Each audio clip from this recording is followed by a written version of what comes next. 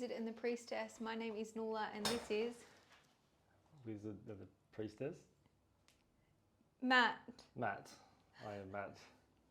I don't know how you can't get that right. I give you one option, you just have to say one word. I thought we were changing the intro up. Oh, that's right. Should we go again? Okay, go. You go. Welcome to the Wizard and the Priestess. My name is Nuala. My co-host is... Why would you do that? That's not how you say it. You can go like this. Matt, mama, wizard. Wizard. Priestess. Sorry, Paris. And here we are. All right, guys, we're jumping straight in because this is today. And today we are going to talk about... This is the follow-on from Healthy Not So Healthy. And what we're going to talk about is good, the bad, the ugly in terms of diet. Yep. And take it away, Matt. Well, how many different diets are out there? A few. I wrote a few down. Do you want to hear my labels? Sure. We've got paleo, vegan, keto, vegetarian, carnivore, FODMAP, gluten-free, dairy-free, air-free, water-free. Air-free? Yeah, okay. Carb-free. Yeah, so there's a few out there. Last time I googled... 5-1. Oh, hang on. It's 5-1, 5-2, all different ratios. Yeah. 5-2, they're the fasty ones, aren't they? You know how Yeah. Nuala feels about that. So, I think last time I looked up how many diets there were, I got over 14 million results. 14 million? That's just the search engine number that came up. So after going through all of those, we came up with these top, how many were there? There's a couple. I mean, we're not going to necessarily, we're going to talk, No, so okay, we've got this whole topic of nutrition / diet, okay? Now, if you looked up something and found literally millions of answers for one question, what does that automatically tell you? that it must differ. It must differ, and not one person has figured it out. Yeah. And yet we've got a whole education system, indoctrination about it. Yeah. So you read a diet book, the Pritikin diet, the Atkins diet, all of those kinds of things, they're just a diet that works for that person or what they found beneficial for them. That's really it. Think about if you were to have one banana, cut it up in 10 pieces, give it to 10 different people, you get 10 different reactions. So how can one diet work for everyone? It cannot. It just It can't. cannot, Nuala, and I won't stand for it. I guess it's the whole thing with most things in this world, right? There are a few things that we're pretty good, like pretty straightforward. You must sleep. You must actually eat. You must poo. You must breathe. But how you do all those things is pretty dependent on your own constitution, environment, all the pieces. Yeah. So these diet. So what was the first one? Or do you want to go through them? I'll just That's just do a me throwing 101. it out. Well, how about we start? I think we start with the vegan diet. Okay. So vegan, I forget the definition of vegan. I think they've changed it again.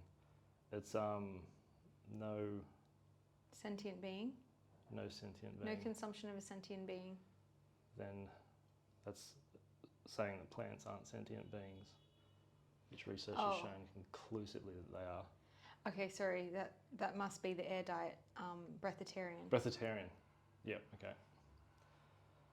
No consumption of... No, anything really, except little particles in the air. Yeah. Little creatures in the air. Yep. My child's a breatharian. She's thriving. Okay. Yeah. I'm leaving that alone. Anyway, what do you want to say about that? No, what was the breatharian? Yeah, did you want to say anything? Not really. That's not really. It is a diet, but that's for, I think, very extreme, ultra spiritual people are drawn to that type of diet. Yeah. Do you have anything?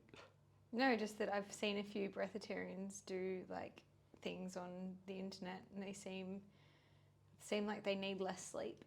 Mm. They consume a whole lot less, and they seem to have a whole lot more energy. Mm. I don't know whether they just breathe. Would you recommend that for the average person out there? Oh, probably not. No, I wouldn't say forget breathing though. No, that comes in really handy. It does.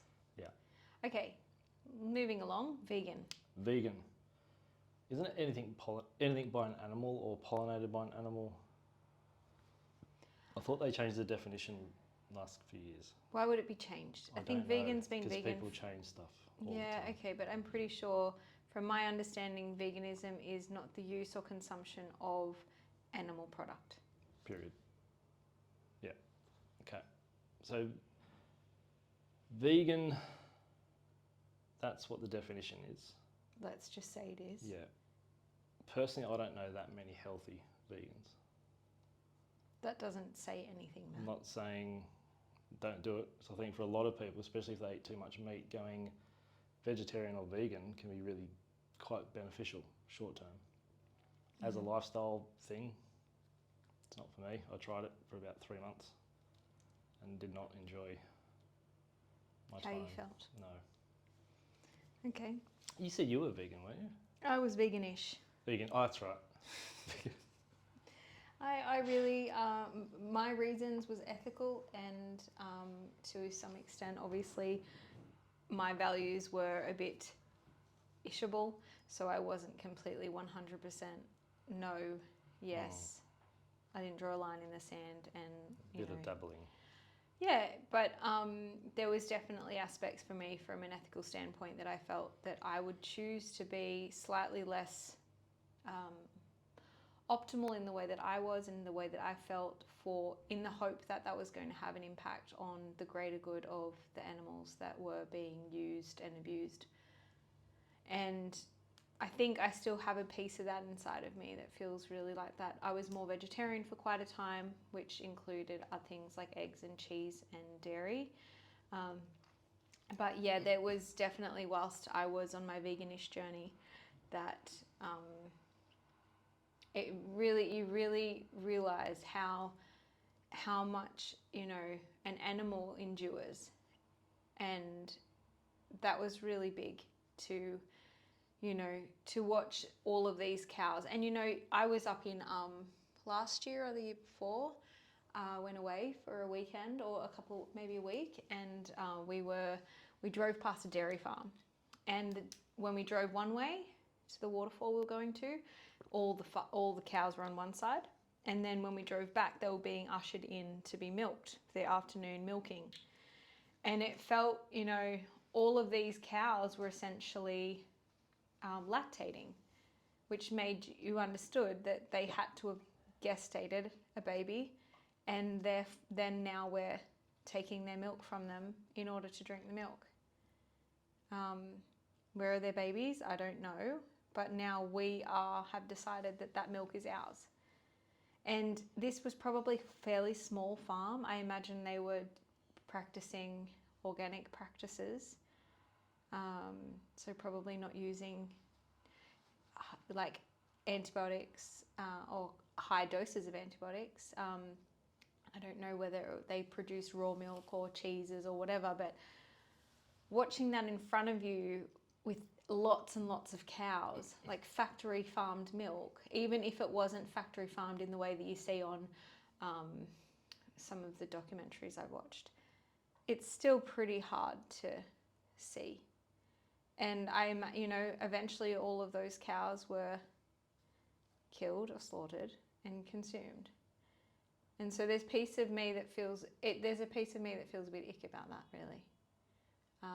And whilst I was veganish, I was definitely, you know, shining torches on people's faces going, hey, are you thinking it, like you're turning a blind eye to the animals? You're one of them. And now I'm one of them. And that feels, there's a piece of me that's like, oh yeah, it does. You know, they are a sentient being. They have a nervous system, a life, a function, a thought process. the fear in their eyes as they're like ushered along the road and like yelled at and whipped to like walk in a line to get their udders pulled on by a pump. And I think I've mentioned this, any woman that's ever breastfed and pumped their breasts understands the discomfort and disharmony that that provides. And so, yeah, anyway, that's vegan for me was a definite ethical choice. And whilst I felt fairly good, I was trying to do veganism in a place where there is no sunshine or for a good chunk of the year. And that has a massive play on. I think Indians do really well in India to be vegetarian because they have the sun that gives so much power to There is their just bodies. the sun diet. The sun diet? Is that a thing? I don't know. Okay. But we know the power of the sun. Mm. The first rays in the morning, the last rays. But we don't photosynthesize our food or photosynthesize the sunshine. That's the only problem. We might not photosynthesize, but I'm sure we're doing something to it. Vitamin D. Absolutely. Yep. Which is like one of the biggest... Very helpful. Very, very helpful to the human body. Well, one thing on the dairy farm, if it's an organic or regenerative or biodynamic farm, they don't... the calves don't go without milk. The farmer takes the excess. That's really sweet. Just so. However, any woman that has lactated before that has excess milk understands too that excess comes at a cost. Some women less so, but women that have excess milk, like it's not excess because they're like, here's. But is a cow's milk the same as a female's milk? I don't know, obviously. Like the physiology and all that kind of stuff. I don't know enough about it to... Well, yeah, the baby, like it's still the same thing. Like the saliva of the cow's tongue, the baby cow's tongue that is touching the nipple of the mother cow, is creating the milk that baby calf needs. I mean, obviously, really good that is just a surplus of milk, but surely there's not that many cows with an excess surplus of milk that they've got enough to have biodynamic regenerative milk that's in our shops. I don't know. I've never met them. No. I don't drink milk, so I don't. No. You don't eat dairy at all? Not really. Yeah, okay. Yep. Okay, anyway, moving right along, vegetarian diet. So vegetarian is all vegetables, obviously, but what does it include? What's the difference between vegetarian and vegan? You eat animal products, like products that have been created by animals. So honey is okay. Right, okay. Cheese is okay. Butter is okay. Yeah. Dairy is okay. Yeah, for me... Kefir. Oh, yeah, of course. Ghee. So all that's vegetarian, but not vegan. Yep. Yeah. It's vegan. The whole point of veganism is they don't want to use the animal. Yep. Is there a TCM? Vegan, vegetarian? Not option, what's the word? It's called, in China it's called eat the food. See the food and eat it. Oh, it's like the seafood. It's like the seafood diet. Right. Okay. Yeah, anyway, I don't know what we're talking about right now. But anyway, vegetarianism. What do you think about that? Again, if you're ready to handle it, if your body's ready, sure. Whether it's a lifelong, like any diet, if your body's ready for it, that's fine. If you're not, and you're not akin to your own biochemical needs or your genetic nutritional needs, then you might get a short-term gain, but ultimately it's going to cause a lot of stress on the body. Absolutely. So how do we identify what that is going to be? Firstly, it's hormonal, usually. You mean the symptoms of the diet, or what do you mean? No, I mean, how do I identify what food I should eat? Because we can say, oh, we should eat like a caveman. Okay, so I would tell patients that there's two main ways. There's a short and expensive way to finding out, or there's a long and cheap way of finding out. The short and expensive way of finding out is to go and get tested.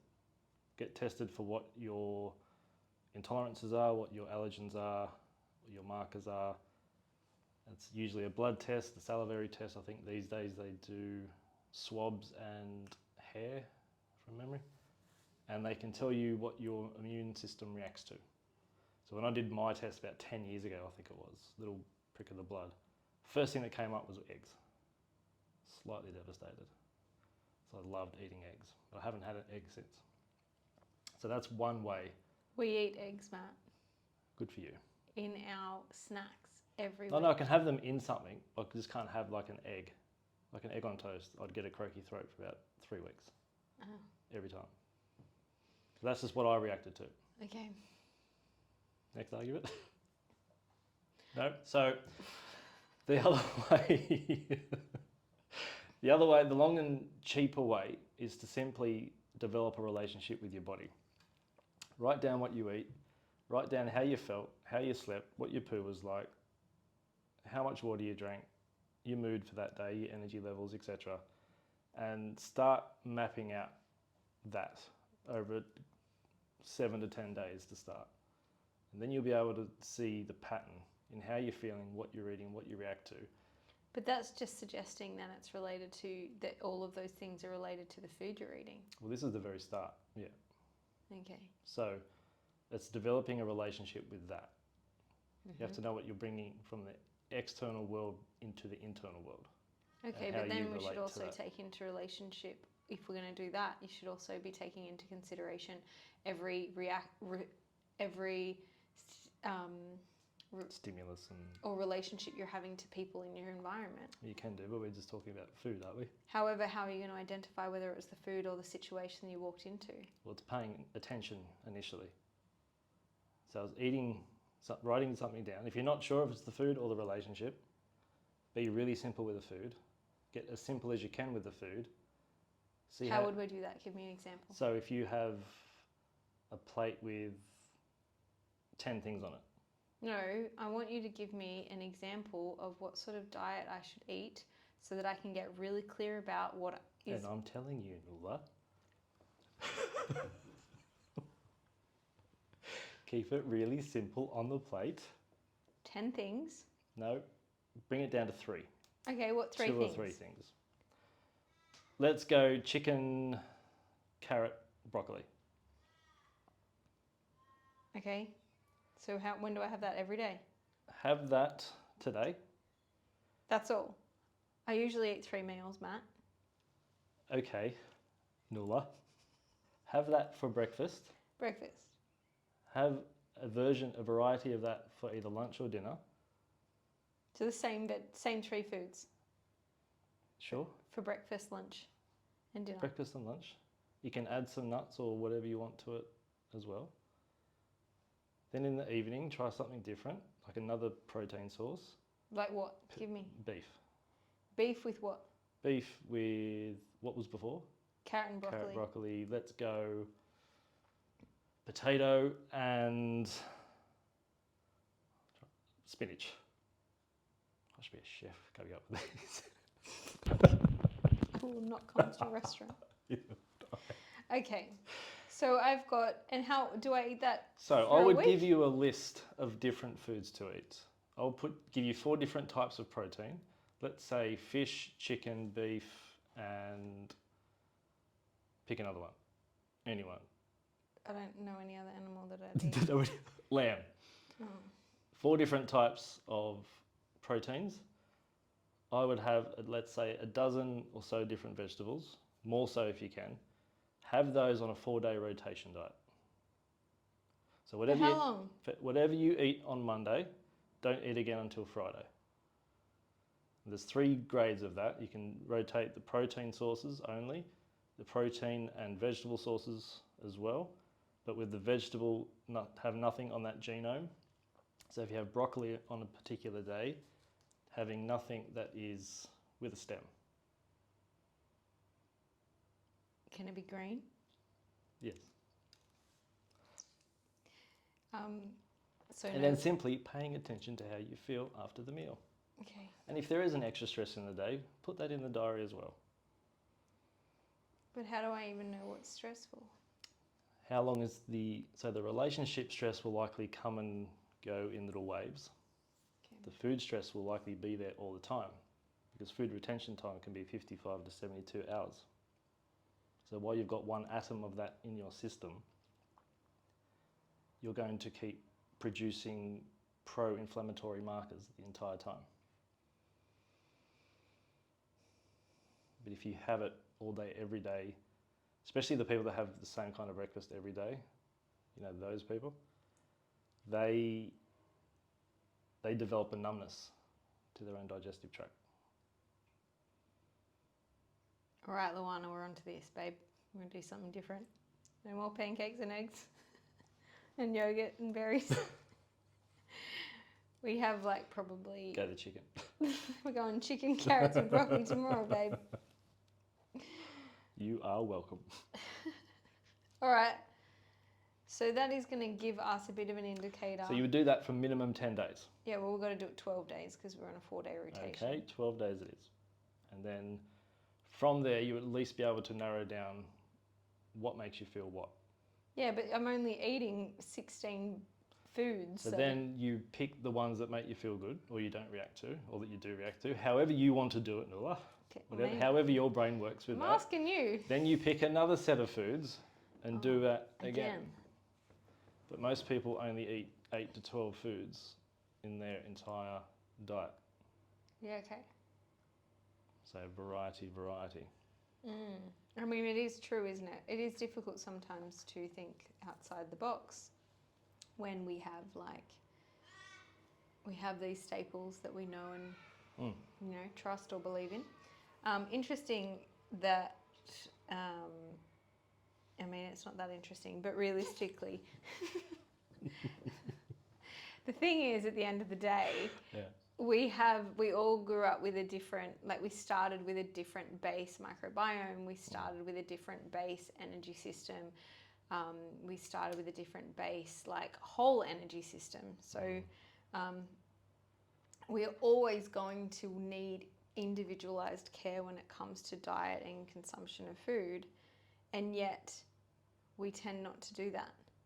And we're talking just the other day about families and how we, as a family, you know, you want to cook the one meal and everyone eats the same thing. And like, how many times have I gone through this idea of how I'm meant to eat or how my child is meant to consume food at 1, 2, 3, 4. I mean, I have a 4-year-old, so that's as far as I've got thus far. But it's like, I slowly watch them and I try more and more to step out of their way and listen to what they're telling me. And like I said, my oldest daughter is a bit of a breatharian. She can live off air sometimes and she's thriving. And I concern myself with the emotion that must be happening. She must be in overdrive. She's in adrenal cortisol hyper. You know, there must be this aspect happening. And maybe that's the case. Haven't ruled it out just yet. However, it's sometimes the way that she is, and she's quite a picky eater at times. And when I've done her human design or certain things, I've identified that that's pretty common for her type of person with all these layers from that energetic sphere or that perspective. From a TCM perspective, it's so important that pickiness actually could be an intuition, and it's a guiding light of what it is. So whilst you're suggesting that we eat 16 foods over the 12 days, get clear and identify that clarity, it's almost like we're already pretty clear on those things. Of course, right? we know. Of course we do. But how many people exercise it? I know, for sure. And I mean, there's points in time where but I will like to say that when I was consuming certain foods or not consuming certain foods, this is silly.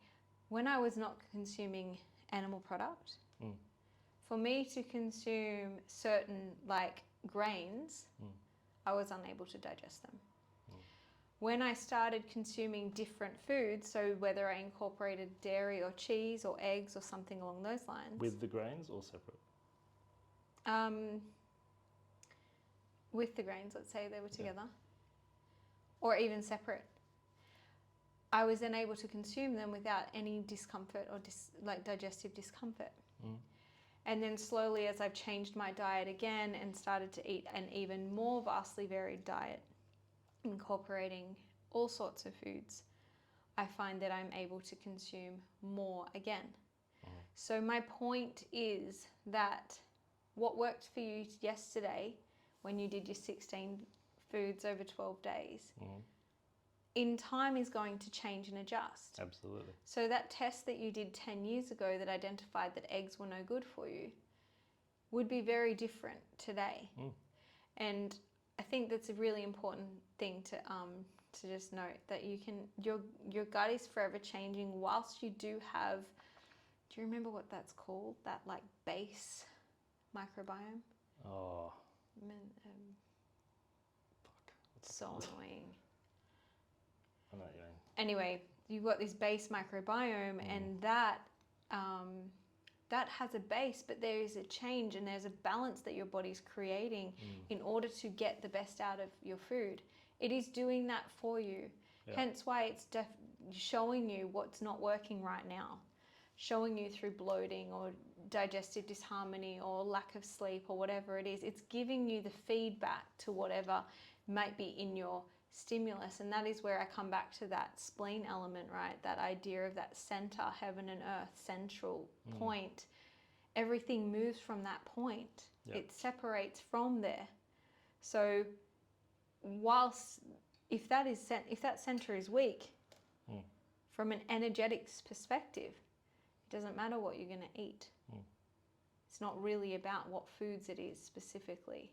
However, we can use that as a way of guiding us to what's serving us and all of those pieces. Correcto. So what's the next one?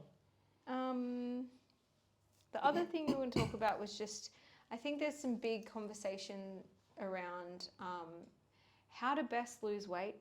Weight loss is massive in our culture because why, Matt? Why is weight loss so big? Well, because you've got to be beautiful and skinny and stuff, right? That's what society demands of us. Wouldn't you From a say superficial... that potentially health is a functioning body that can move and sit and stand and be comfortable in the way that it moves? Health is. You asked me about weight loss. I did, but you then... So I'm going to say the best way to lose weight is convincing the body it's healthy enough to drop the weight. Because it's usually not fat, it's fluid. So a healthy functioning body should be able to move freely without pain, without restriction, should have healthy bowel movements daily, should do all the things we spoke about, episodes 2 and 3. Well, if... And a healthy body should really have the capabilities to adapt in any environment. So its capacity for change should be very, very deep. However, when we're talking about weight loss is a $1 trillion industry, and there's lots of drugs that they can sell, there's lots of injections, there's lots of shakes, meals, all the things, and a lot of these shakes and bars and whatever else there is out there, they contain a lot of metabolic stimulants that convince you that the quote-unquote science has proven to fasten your metabolic rate. Which does? Well, there's heaps of them that do. No, but what does it do? Well, it tells you it speeds up the cell metabolism. Therefore, so how it actually works, similar to coffee in a way. When you drink coffee or you take a metabolic stimulant, you speed up cell metabolism. So you actually, from a cellular viewpoint, live more minutes per minute. So over time, your body ages faster than your chronological age. Eventually, your thyroid has to slow down in an attempt to match your biological age and your chronological age. Because if the gap's too big, that's really bad news for the hormonal system. It's under too much stress already. But you're having these meal replacement bars, and it might work for a little bit. Then all of a sudden, you start fluid retention, then the moods, and then et cetera, et cetera. Then all of a sudden, you're bigger than what you were originally. Mm-hmm. That can happen with weight loss and weight gain. So there's a, what's it called? Body sculpting. They do sort of similar to bodybuilding. They get down to such a low body fat percentage, way below healthy. For a woman, 15% is considered sort of on the low end. Anything below that, you'd get in trouble. For a guy, it's less than 10. Guys get down to 3. Some women get down to 9. And it's very dangerous unless you know what you're doing. So as soon as they get off that particular diet, they just blow up. And the pendulum swings completely the other way.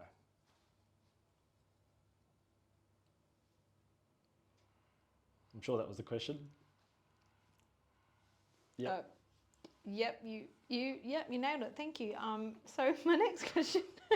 We were going to go into calories, weren't we? Yeah, well, calorie counting and just that idea of what calorie counting is all about, because obviously what I heard between the unicorns and the dips and tangents was that, you know, when we follow where the money goes, well, we can understand why we do certain things or why things are pushed in a certain way.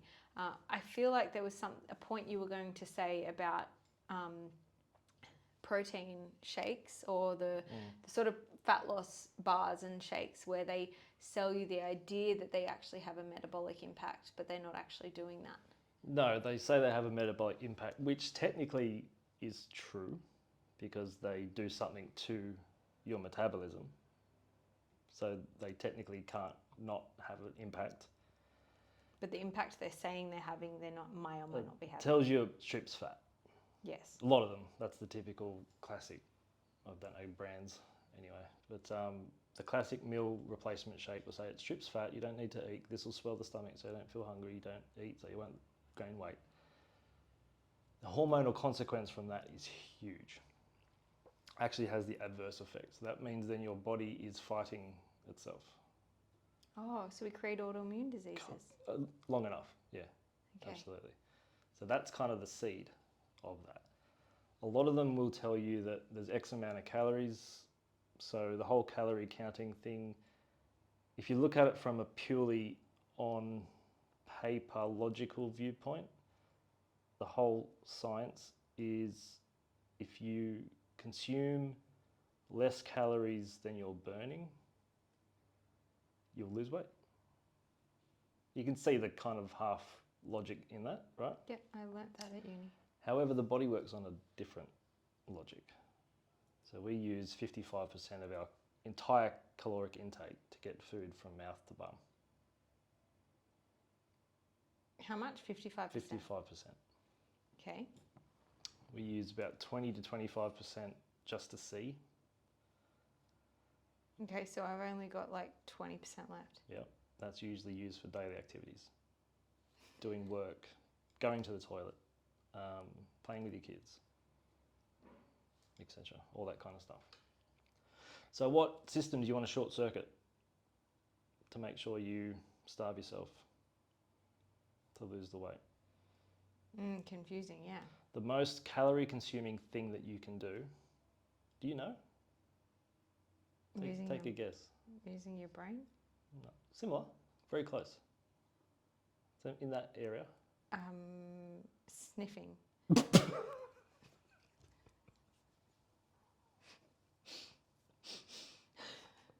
I know, like, it feels like it You uses expected you to say that. so much energy sometimes when I have to unsniff something. And I'm like, oh, ooh. What you do in your own time, I will not judge.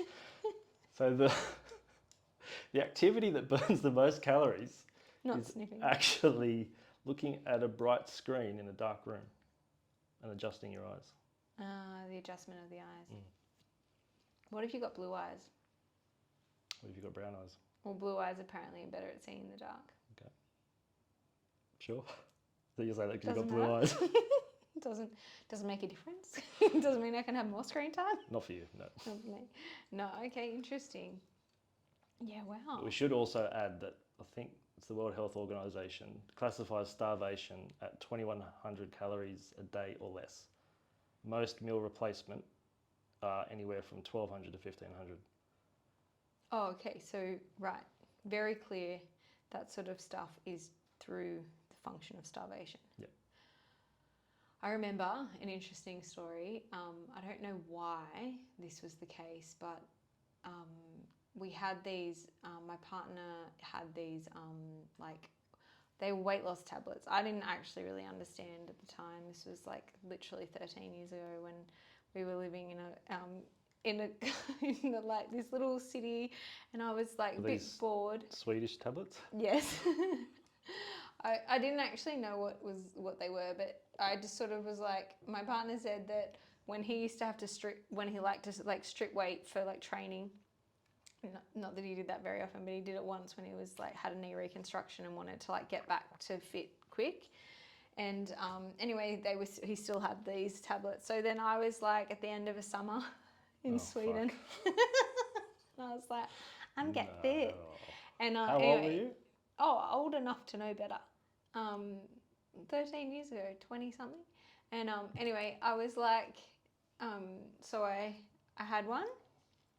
And I just started like, and I hang out with my friend, and we didn't have jobs at the time, or maybe we did, but we worked the weekends. We worked at a pub, right. And I mean, I was like, yeah, it was just before I started. Like I'd worked as a clinician, but then I was living in this space. I didn't have a clinic, so I was very like out of my world. Anyway, living the life. Mm-hmm. I would have one of these tablets, and I would go and sit at the coffee shop, as you do when you're not working, and you drink coffee. I thought you were saying you're writing a screenplay. Yeah, no. Well, that's what you're meant to do, right? At the coffee shop. No, I was just sitting drinking coffee, and I don't drink coffee. I don't do caffeine. So I was like, what could go wrong? Buzzing, and then we'd go for a walk after our coffee. Yeah. And it was like, anyway, it was no sunshine. It was pretty dreary world. Yeah. And so for about 3 weeks, I would have one of these capsules. Probably didn't have any food. Like I'd daily? go in for 3 weeks, yeah. And then after 2 weeks, I said to my partner, I haven't lost a weight, but I feel like my heart is about to like. About to and he's like, oh, have you looked what's on it? And I was like, oh my God, I haven't even looked what I'm taking. I just saw the like Sprite coloured thing. It was like, I don't know. Was it caffeine? Yeah, like it was like at the front of it, it's obviously in Swedish. I didn't read Swedish back then. Right. But it was like so Sweden's problem. Sweden's fault. But it's like 5 times something caffeine. It was like 500 milligrams of caffeine. And then I would go and drink a black coffee How on much, an empty How much caffeine? I don't know, some ridiculous amount. Like it was... Hundreds. It was a lot. And I was wondering why I was having like heart palpitations. And I was like, I didn't lose a single kilo. Weird. Not a single kilo. Your body must have just been scrapping onto anything it could hold itself onto.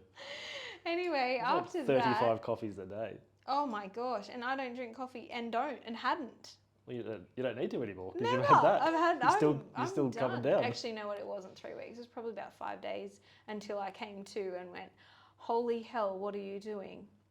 Anyway, what a crazy Your body world. would have aged 500 years in that week. Can you tell?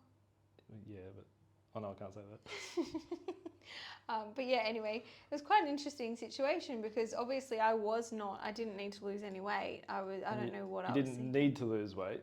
And No. you didn't lose weight. Nope. So this is not an endorsement for that company. No, that I don't understand what it was colourful packet. Oh, obviously, I got sold on the colourful packet, so I was having Tic Tacs. I mean, we're open to sponsors, but I don't think that company's going to cut it.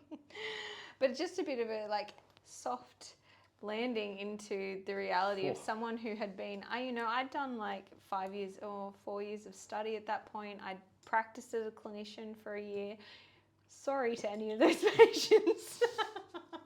No, you know what? It's so much easier to treat other people than it is to treat yourself, especially in a space when you're a little bit younger and you're not quite embodying what you're practicing. Probably for the last, say, 8 years, I have absolutely embodied the things that I practice. So it's a slightly very different space. But those 15 years ago when I was just, Good old days. It was quite an interesting situation. But anyway, just reminding people out there that were doing the things that I was doing then, going, oh yeah, I'll just give it a try. I think the closest thing I've come to that is when I lived in France. You just go from appointment, meeting person to person, and just have an espresso every time. Oh yeah. So I would have anywhere in the neighbourhood of 9 to 15 espressos a day. I could see through time. Mm. You'd have red wine with dinner at night. Yeah. Crash and burn in bed. Water was barely a thing. No. Maybe a cup a day. A litre if you were real bad. Oh, a litre. You do that for a ski season. Oh yeah. And then as soon as that stops, you just fall into an absolute heap. Yeah. Well, that was me. I hung out. I have a few friends that played football in France, and we were staying. I think we stayed with them for a week, twice over the holiday that I was on, and yeah, and they were like, you know, they train in the evening, so like through the day they're just hanging out, and so I think we sat at a coffee shop one day, and I liked the idea of the macchiato, a little bit of milk, a little bit of coffee. Just, I don't know. Anyway, I had like 4 macchiatos. I don't drink coffee. And I was like, and they were like, do you want another one? And I was like, yeah. Like No, thinking that's what they do. I was drinking alcohol or Yeah. something, or like water Shot. or whatever. I'll have a double. I'll take a double. But then I just drink these. Yeah, anyway, this comes back to what we've talked about with coffee and just this whole thing with that stimulant that takes you off this planet and takes you away. And that experience with the coffee in France was after my experience with Oh, your Sweden adventure. my Sweden coffee tablet situation. Yeah. So it's quite an You interesting... should try that here just to see how it compares. Oh man, no way. I can't, coffee to me, and it's funny because I will tell patients that all the time. I'm like, coffee is not good. They're like, oh, and it's so easy for me to say. Whereas I have clinician friends that drink coffee and they're like, coffee's not that bad. Well, we Like spoke you about too. coffee, was that last week. time? Oh, yeah.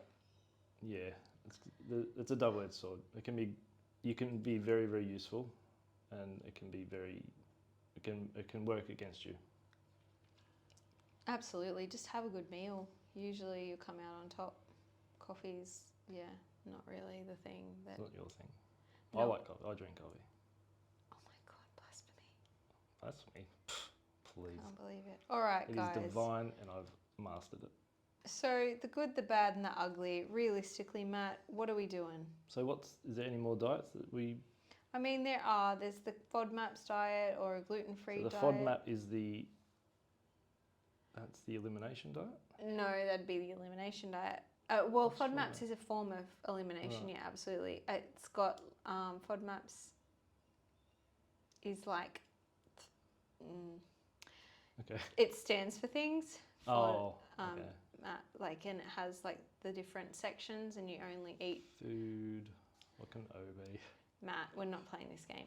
Either way, was quite a popular diet for a time for people with IBS, which was quite a popularly diagnosed illness for women. Still is probably quite popular. Yeah, we can't talk about it because we both don't understand it, and we probably need a dietitian to communicate about that. Yeah, it's been around for a while. My biggest thing with any of these diets is just that anything dietary related, we've got to take it from that holistic perspective. You're not just your diet, but what you consume has a massive impact on how you feel when you consume food. I think is really important too. So if you're consuming something that brings you joy, you're more likely to take the good of that than if you're consuming something that creates stress. Yeah, I think any dietary philosophy, the main ingredient is having a relationship with your body. Because you can have a superfood that an expert tells you is a superfood, but what if you react to that food? Then it's not a superfood for you. Nope. So you've got to develop that relationship with your body. Pay attention to how you feel when you eat. And also, in this rushing world that we live in, finding that time and space to lower the heart rate just a little bit, get away from the screen, then enjoy the food. Yeah, do not consume in front of a TV. And being attached to any diet, really, and thinking that's your saviour forever that's as dangerous. Yeah, and a bit of a reminder that everything's changing. Your cells are changing based on the stimulus that you're providing for them. So if you keep providing the exact same thing, but you're actually, like food-wise, but you're actually expanding or experiencing growth, or even not growth, but experiencing life in another way, it's going to have an impact and you're going to hold yourself back essentially, instead of just like keep being nudged by that inner intuition that keeps driving you forward and reminding you of what's important. So I guess from my perspective, the good, the bad and the ugly in terms of diets, it's not really about the diet itself, it's about your connection to self. And I think that's something that we both can agree on. Connection to the food as well. Totally. And like we spoke about that in terms of or maybe we didn't, but actually this is what I wanted to touch on. Food and eating food and digesting starts when the moment you choose the food you're going to consume. And once you've chosen the food that you're going to consume, the next part of that is being in the aromatherapy of cooking that food and being around that. That is also one of the most important and powerful parts of digestion. It helps and strengthens the digestion and the ability for your body to consume that food. The other thing is that once you've then smelt the food, you've felt the aromas, your body has identified some of those things, maybe through knowledge of what it's consumed before, or maybe it just tantalizes the taste buds and makes you go, wow, this smells really good. This is why I thought sniffing was one of the most energy... Little to no judgment here. Anyway.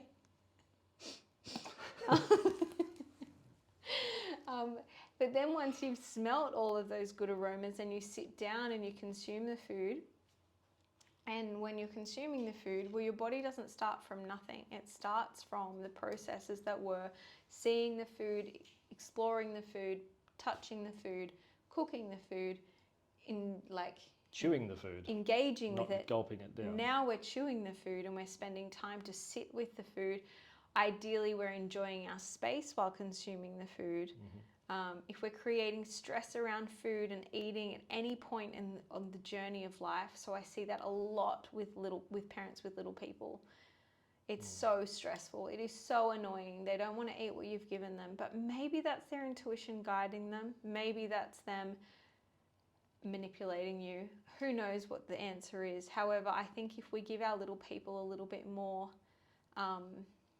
what's that called? When you give them a bit more respect in what they're choosing, we might find that what they're choosing is actually what they need to choose for themselves. And in that moment, trust their guidance. However, being really conscious of the digestion starting long before you actually put fork to mouth. And also finishing long after you finish the meal. Yeah. 3 days after. Well, ideally not, right? That's too... Well, that's how long it can stay in you. I know, but that's probably not a good thing. It depends on the body. 55 to 72. Yeah, I know, but according to the research. But it's still too long. I've watched a really interesting documentary where, what's that, mouth to anus? Entron. But what's the processing? It's called something. Either way, the process of food going into the mouth to out the anus is in cultures where they're used to eating non-processed foods, and they're used to collecting their food, growing it from the source, right? The initial seed into earth aspect, then collecting the food, then cooking the food, and all of those pieces. They have a much shorter mouth to anus time. That's the entron. The entron. Yeah. It's not called entron though. Entron is mouth to anus, the energy. That's the tube. The tube, yeah, that's not the process of the digestion. I don't know. Well, I can tell you the digestive tract in carnivores, just basically what you just said. There's a guy that did, I think he was some kind of scientist, and he did 400 cadavers. And what he found was the vegetarians had double the length of the entron than carnivores did in every animal and every person. So it takes twice as long to extract the proteins and fibres out of the vegetable matter than it does from the carnivorous entron. However, these people that they were exploring, alive people, because there's obviously very different cadavers to dead people, they were consuming beans and rice and grains, and they had a much faster rate they were the, what even is that word? So annoying, I can't think of it.